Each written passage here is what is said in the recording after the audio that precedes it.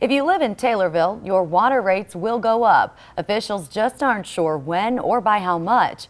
ABC News Channel 20's Kimberly Howard live in studio with the reason behind the hike. Kimberly.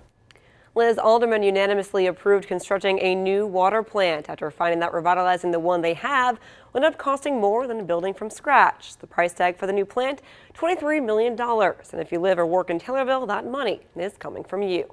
We lost a section of the wall during the winter freeze. One look around and it's plain to see. This plant is old, and anytime you have any problems with it, they're normally a small problem becomes a big problem. And a big problem means big money. Taylorville City Council approved the construction of a new water plant in town right across from the current aging facility. To start over new, it's going to cost at least $23 million, less than the cost of revamping this 1950s water plant, but still pricey enough to require a water rate increase. The water department is what they call an enterprise fund.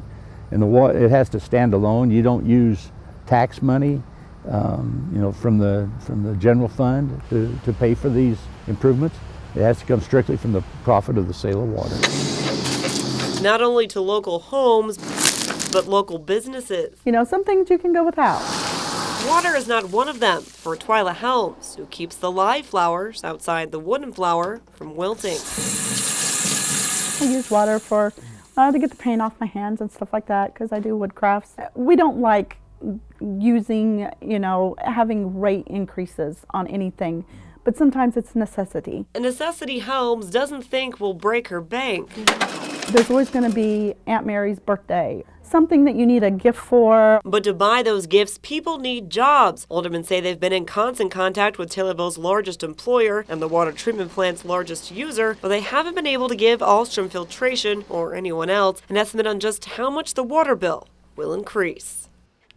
An alderman says that's because they're waiting for the engineers. They'll have a better idea on what that rate increase will be once they hear from them when they present at City Council in the next month or so. It will then take 2 years to construct the facility from the time the council accepts the final bid for the construction. Liz?